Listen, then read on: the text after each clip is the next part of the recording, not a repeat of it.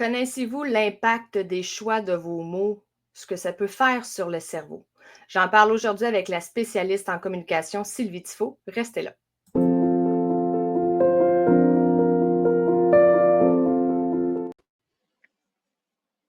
Sylvie! Allô, Pamela? Encore une fois, un sujet super intéressant écoute, je vais débuter tout de suite parce que nous, dans nos podcasts, on a tendance à avoir vraiment beaucoup de trucs à se dire. Vraiment du matériel super intéressant. Aujourd'hui, on parle de l'impact des mots sur le cerveau et c'est pas du tout ce qu'on pourrait avoir tendance à croire. Pourquoi?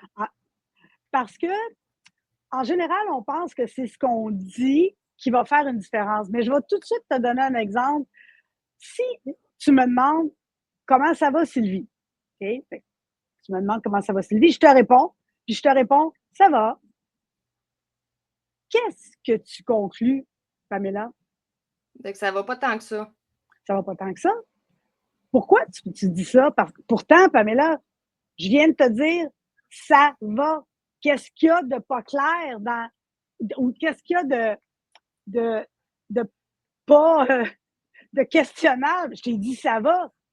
Mais là, Sylvie, la face que tu faisais, puis le ton que tu avais quand tu m'as dit, ça va, ça me laisse à penser qu'il y a quelque chose qui t'agace ou qui t'achale ou que tu vas pas tant que ça. Ça, c'est normal, Pamela. Hein? De se dire, voyons, ça n'a pas l'air d'aller, ben, je t'ai dit que ça va. Et là, tu viens de comprendre. Laisse-moi tranquille. Achale-moi pas, tu sais. Mais qu'est-ce qu'on a dit dans nos mots? Ça va. Fait que l'impact des mots sur le cerveau, il est beaucoup moins important que ce qu'on a comme ton et comme tout langage non-verbal qui accompagne ça. D'où le problème des textos. D'où le problème des messengers. C'est vrai, hein? C'est vrai que souvent on se dit non, non, mais quand je t'ai écrit ça, là, j'avais le sourire au visage, là, je t'ai pas écrit ça en étant choquée. Puis là, toi, tu me montres ton téléphone, tu dis, ben regarde qu'est-ce qu'il m'a répondu. Moi, je regarde ton téléphone, puis je fais, explique-moi, il est où le problème, là, parce que je n'en vois pas. Ben là, tu vois bien qu'il veut dire telle affaire, et voilà. Les mots, c'est pas ça qui a eu un impact sur toi. C'est toute l'interprétation du ton que tu as imaginé qu'il y avait. Fait que c'est même pas le ton qu'il avait. C'est le ton que tu as imaginé qu'il y avait.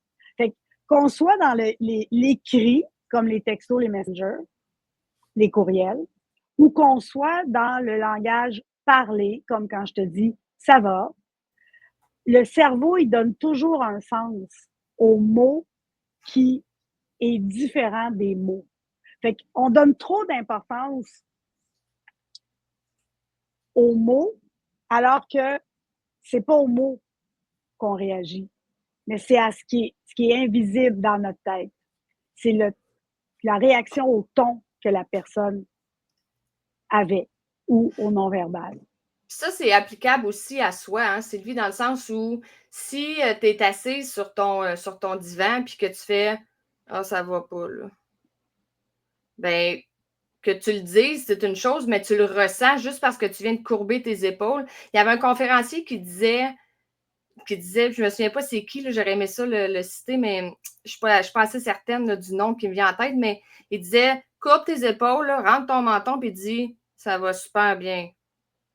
Versus redresse les épaules, fais-toi un petit coup sur le chest, et dis ça va bien. C'est deux mondes complètement différents. Puis c'est les mêmes mots. C'est les mêmes mots. Ça va bien. Ça va bien. Ça va bien. C'est les mêmes mots. Fait que rajoute à ça en plus la posture, le non-verbal. Fait que quelqu'un qui arrive avec un air, tu sais, nous, en québécois, on va dire un air fendant, tu sais, un air baveux, il a encore rien dit, puis tu es déjà en train d'avoir une opinion de ce qui va sortir de sa bouche, tu sais. Tu sais, des fois, on dit c'est dangereux de rencontrer nos idoles, tu sais, parce que quand on les rencontre, des fois, ils ont une attitude, les mots sont corrects, mais ils ont une attitude qui défait l'image qu'on avait d'eux quand on les voyait sur le stage ou qu'on les entendait chanter, tu sais. Fait que ça, c'est la première chose à propos de l'importance des mots sur le cerveau. Maintenant, on pourrait aller dans toute la neuroscience puis toute l'étude de qu'est-ce qui fait qu'il y a certains mots qui, sur certaines personnes, vont avoir un impact négatif ou non, mais ça, là, on devient intéressé à toute notre historique de sensibilité. Ça n'a rien à voir avec les mots comme tels, mais c'est de découvrir quels sont les mots qui ont des effets déclencheurs chez soi, pas en soi, mais chez soi. T'sais. Oh, c'est quoi la différence entre en soi et chez soi, c'est lui? On t'en passe jamais une vite, toi, Pamela. T'attrapes tout au C'est excellent, j'adore ça. Parce que les mots en soi, ils sont moins porteurs sont moins porteurs émotivement que le mot chez moi. Je vais te donner un exemple là, très personnel, là, comme tous mes exemples. Ma vie est une série d'exemples. Tu sais, moi, j'ai viens d'une génération où j'ai été élevée par un père qui était, traditionnel, travaille fort, parle pas, exprime pas ses émotions. Okay? On est loin de la génération des pères de maintenant. Fait que mon père, c'était un homme de sa génération. Puis, c'était un bricoleur, comme beaucoup de pères québécois sont des bricoleurs. Puis, mon père, quand il bricolait dans la maison quelque part, à un moment donné, je vais l'adoucir un peu, mais t'entendais tabaslac. Tu sais, c'était pas tabaslac qu'il disait, mais c'était comme ça, OK?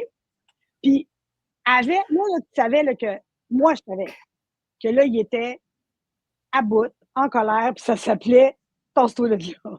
Tasse-toi de là. Mets-toi pas dans Tasse-toi mon de là. Sois pas dans le chemin de ton père, là, parce que ça va passer par là. Fait que très tôt, moi, j'ai eu peur quand il était comme ça. J'étais petite, là, tu sais.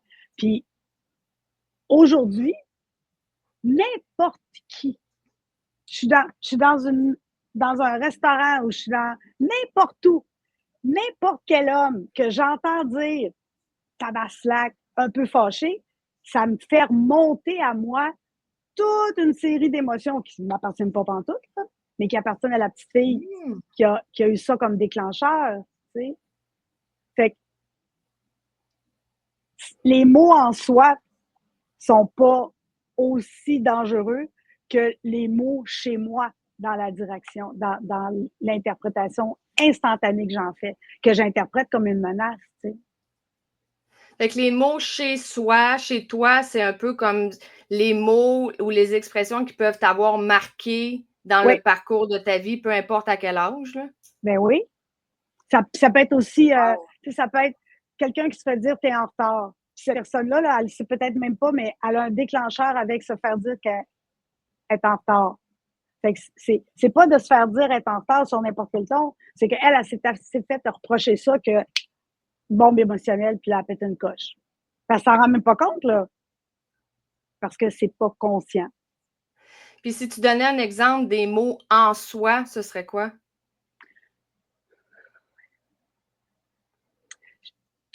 Là, il n'y aura pas d'exemple parce que c'est n'importe quel mot. Les mots en soi, c'est n'importe quel mot. C'est les mots tels quels, les mots eux-mêmes, c'est dans ce sens-là. C'est pas en soi, en nous. Non, c'est les mots tels quels eux-mêmes. Oui. Oui. OK. Je pensais quand tu dis en soi, c'était en nous. C'est pour ça que j'essayais de voir la différence avec le chez soi. Oui. Fait que les mots tels quels en eux-mêmes, puis les mots comment ils réagissent chez moi. Je comprends. Ah ben oui, il y a une grosse différence. Oui. Et souvent, on ne voit pas la différence parce qu'on dit ouais, mais tu n'as pas entendu comment est-ce qu'il m'a parlé. Peut-être que oui. Moi, je ne l'ai pas, cette interprétation-là, en dedans de moi. Fait que les mots sont beaucoup moins importants que le ton puis le non-verbal qui vient avec. Parce que le cerveau, c'est à ça qu'il réagit. Tu sais, c'est depuis le début de l'espèce humaine que les mammifères, que toi et moi nous sommes, là, les mammifères ont la partie du cerveau qu'on appelle le cerveau limbique. Okay? Le cerveau limbique, là, si les gens nous regardent, là, c'est la partie qui est dans la nuque. OK?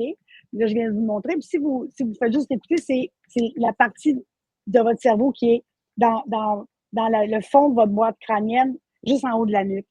Ça, tous les mammifères ont le cerveau limbique. Ça, c'est la partie du cerveau qui nous protège, qui est tout le temps en train de scanner, t'es-tu correct, t'es pas correct, c'est-tu correct, c'est pas correct, y a-tu un danger, y a pas de danger. Ça, là, c'est inconscient, c'est toujours en train de scanner. OK? Puis, cette partie-là, elle réagit beaucoup plus au son puis au visuel qu'aux mots parce qu'elle existait avant que avant que les langues et le langage existent. Fait que les êtres humains, ils n'ont pas toujours eu du langage. Ça, c'est arrivé avec des millions d'années de développement de la matière grise. Fait qu'avant qu'il y ait du langage, les êtres humains, ils savaient qu'ils étaient en danger ou non en fonction des branches qui craquent, puis en fonction de l'apparence d'un autre humain qui arrivait. Il est-tu de ma tribu ou il n'est pas de ma tribu? Puis les animaux, les chevaux, ils ont la même chose.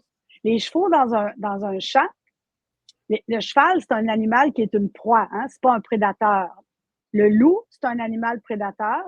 Le cheval, c'est un animal qui est une proie. Tu vois la différence que j'essaie de faire? OK. Fait que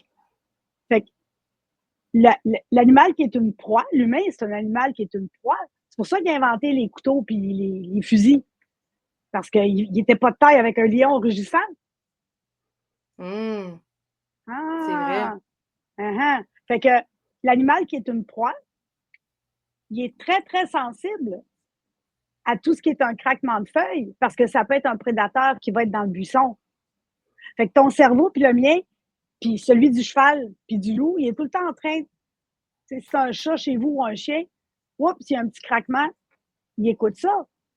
Parce que notre cerveau limbique, il est là pour nous protéger puis nous garder en vie. Aujourd'hui, dans notre monde moderne, si je suis dans une réunion puis que je présente un point, puis que mon boss qui est dans ma réunion, il est en train de lever un sourcil puis il fait une drôle de face, j'interprète son non-verbal comme « Oh non, je suis dans le chenoute, il aime pas ça, il va pas être d'accord. Wow! » Puis là, je suis devant tout le monde, tu sais. « Wow! » Bouche sèche, le stress. Pourquoi, Pamela? Pourquoi je me sens en danger? Je suis dans une salle de réunion au 20e étage. Je suis pas en danger? Oui. Parce qu'aujourd'hui, le cerveau limbique, il a évolué, puis il interprète non seulement le bruit des branches, puis t'es-tu de ma tribu ou non, mais il interprète aussi le sourcil levé dans la réunion avec un PowerPoint, le sourcil levé de mon boss comme un danger qu'il va me dire non, puis ma présentation ne marchera pas ou je vais perdre la face. Fait que c'est pas les mots qui sont la source de danger la plus courante pour les êtres humains ou de stress. Je vais dire plus de stress que de danger. Mais c'est l'interprétation du ton puis tout le non-verbal. Parce que mon cerveau puis le tien, il est bien plus sensible à l'interprétation des sons qu'il est sensible à l'interprétation des mots. Dans l'évolution des humains, c'est arrivé beaucoup plus tard, les mots. Puis les mots, c'est interprété par ce qui est la dernière partie de la matière grise qui est en avant dans le devant de la tête, pas dans le cerveau limbique en arrière. C'est même pas traité par la même partie du cerveau, tellement c'est pas pareil. C'est intéressant que tu parles de ça, Sylvie, parce que je me souviens, j'ai déjà demandé en entrevue, encore là, je me souviens pas à qui, j'avais dit, je comprends pas comment le cerveau peut être aussi intelligent et focusé uniquement sur le négatif. Puis il m'avait dit, la personne m'avait répondu, premièrement, ton cerveau n'est pas là pour te rendre heureux, il est là pour s'assurer de ta survie. C'est ça que j'essaie de te dire. Tu me l'as bien résumé en beaucoup moins de temps. Non, mais c'est pas grave parce que... Ça. Non, mais c'est ça. Mais oui, sauf qu'en même temps, j'essaie encore de comprendre si on prend l'exemple de ton patron qui lève un sourcil à ce que tu es en train de dire. Ouais. J'essaie de comprendre comment le cerveau peut détecter ça comme un danger, alors que consciemment, si on se demande, si je me pose la question, est-ce que je suis en danger? Non. En danger mortel, je vais dire, là, parce que je suis peut-être en danger d'être humiliée, ça oui. mais je ne suis pas en danger, ma vie n'est pas en péril en ce moment, là. As-tu déjà vu un petit enfant, petit, là, OK, qui parle à moins de 2 ans, OK? Ils n'ont pas encore le langage, là. Le langage, ça arrive autour de 2 ans. Fait que un petit enfant qui vient d'échapper un verre de lait par terre. Puis là, sa mère est là. Puis là, il y a une fraction de seconde, il regarde la face de sa mère. Puis là, si sa mère a fait une face, tu sais, de bienveillance en disant ben, ma petite Sylvie, qu'est-ce que tu as encore fait? T'sais? Là, le petit, sa réaction, il ne fera pas un bacon. Mais si dans la fraction de seconde, sa mère a fait une face que là, elle est à bout, puis là, en plus, tu viens de me renverser un verre, là, puis sa mère a fait une face fâchée, là, le petit, il se met à pleurer. As-tu déjà vu quelque chose comme ça? Oui. Fait que la réponse à ta question, pourquoi le sourcil levé fait qu'on enregistre ça comme un danger? Et parce que quand on est au monde, on regarde la face des adultes autour, c'est souvent notre père, notre mère ou nos mères, nos pères, puis là, on sait si ça va bien aller après ou si ça ira pas bien après. Ça vient de là. Mais tu penses-tu qu'il y a des gens, si on regarde l'exemple du sourcil levé, Ouais. notre interprétation vient de notre vécu, comme tu dis, un peu En partie, de oui. notre éducation en partie. Est-ce que tu Ouais. penses qu'il y en a pour qui le sourcil pourrait causer absolument aucune émotion? Oui, si je vais à l'autre extrême, si tu parles à des gens qui sont sur le spectre de l'autisme, moi, j'ai déjà eu dans une des formations que je donnais à l'université sur la communication, chez mes participants, il y avait une personne, puis elle m'a dit, Sylvie, elle a parlé de même d'elle comme ça, là, OK? Elle a dit, Sylvie, moi, je suis autiste Asperger. OK? Je sais que des fois, elle me dit, on dit plus ça, on dit ça, mais elle me l'a dit comme ça, OK? Elle dit, moi, Sylvie, je suis autiste Asperger. C'était un cours à des ingénieurs. Elle me dit, fait que ce que tu enseignes, parce que j'enseignais justement cette partie-là sur la communication dans mon cours de leadership, elle me dit, moi, il a fallu que j'apprenne à interpréter ce que tu es en train d'enseigner. Parce qu'elle dit, j'ai pas ça dans mon cerveau. C'est lié là que les enfants font très jeunes, comme je viens de t'expliquer avec le verre de lait. Fait qu'en effet, Oh! on a d'un côté, on a les hypersensibles, dont probablement toi et moi, nous sommes, que dès que quelqu'un, tu sais, toi, tu as cette sensibilité-là, moi, j'ai ça aussi, tu sais. Puis, tu sais, toi, je vais faire une petite parenthèse, mais tu sais, toi et moi, on est passé des heures et des heures dans des salons du livre ensemble, tu sais. Puis, moi, j'ai cette sensibilité-là aux gens qui passent. Toi, tu as la même, tu sais. On a déjà eu ces réflexions-là.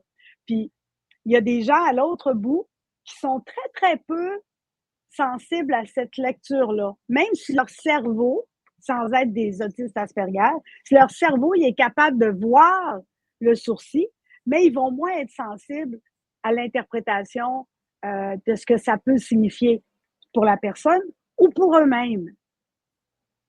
Alors que toi et moi, on donne une grande importance à ça. Puis cette personne-là, si on parle de la jeune fille, la jeune femme qui t'a posé la question, comment elle a fait pour être sûre qu'elle a la bonne interprétation? Parce que pour moi, un sourcil levé, ça peut être je suis pas sûre de ce que tu es en train de me dire. Ça peut être ce que tu dis, c'est vraiment n'importe quoi. Ou ça peut être je te juge. Oui, c'est vraiment une bonne question parce que il n'y a pas de bonne interprétation. Tu as raison. Il y a juste l'interprétation.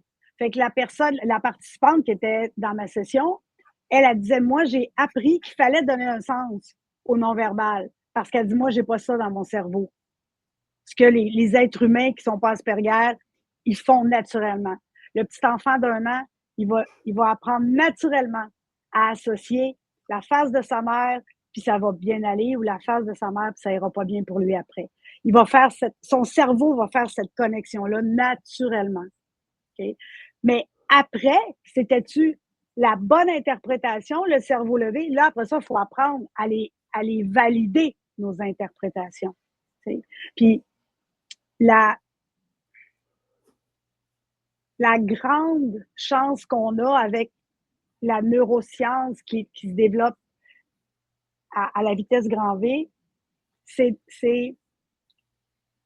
d'enseigner de plus en plus les habiletés de communication plutôt que de continuer à penser que c'est un talent naturel communiquer. Fait que tu peux avoir un talent pour les mathématiques, mais on va t'enseigner les mathématiques pour que tu deviennes bon. Tu n'auras pas les mathématiques par la science infuse, même si tu as un talent. T'sais. C'est vrai, ça.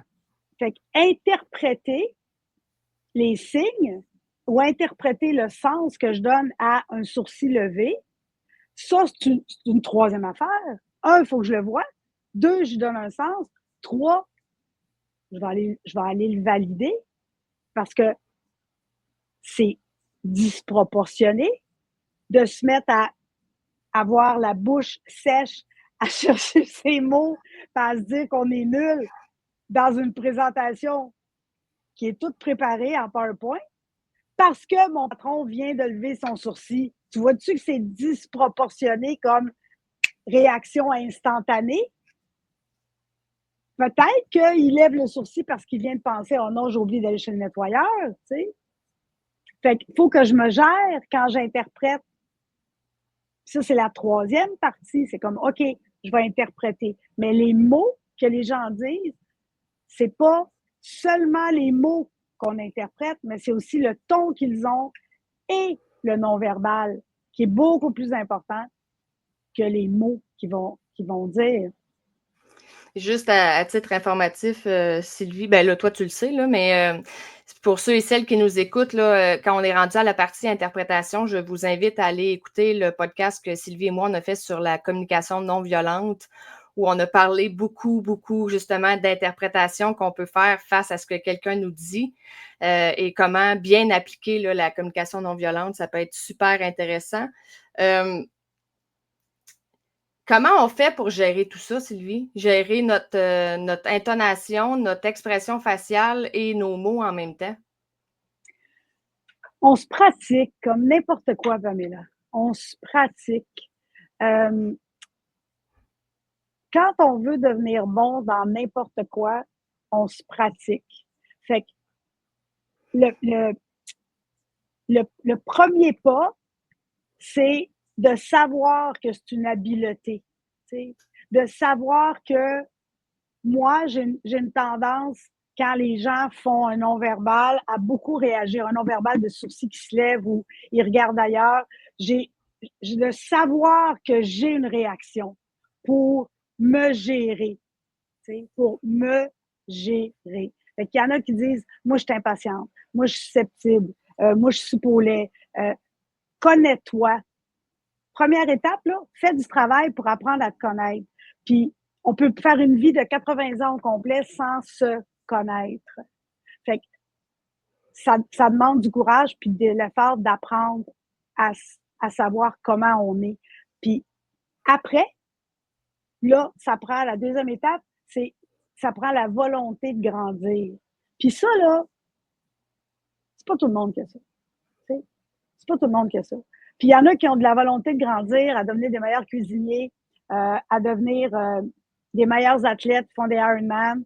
Puis il y en a qui ont une volonté de devenir des meilleurs communicateurs, des meilleurs êtres humains en relation. C'est pas tout le monde qui a ça, puis t'es pas obligé de l'avoir.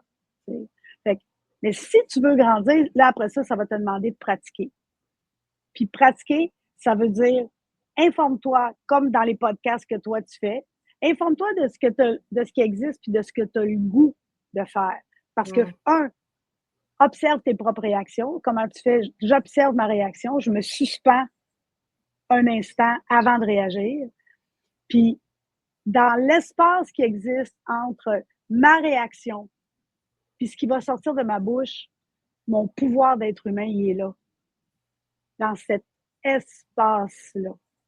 Et là, j'ai toute ma liberté. Parce qu'il n'y a pas grand-chose sur lesquelles on a du contrôle. Mais on a du contrôle sur ce qu'on pense.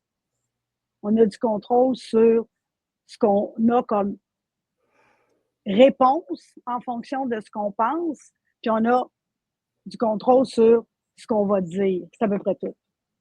Parce que j'ai pas de contrôle sur ce que les gens vont me dire, mais j'ai du contrôle sur ce que je vais faire entre les deux. Fait que comment on fait? observe, apprends, puis pratique. Pratique ça.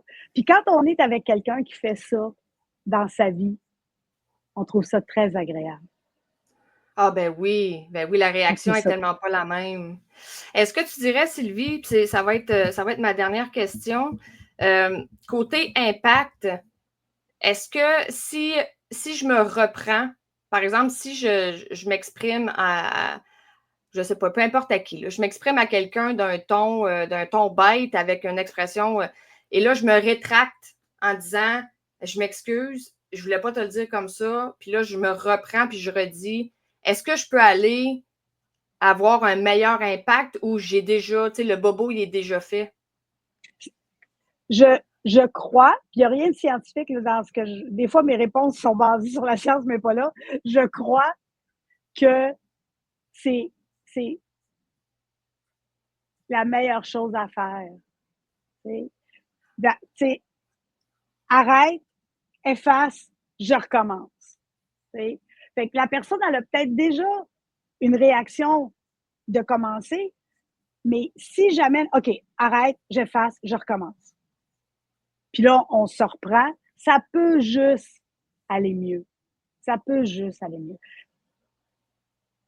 Puis, si tu me viens quelque chose, je vais terminer là-dessus avec toi aussi.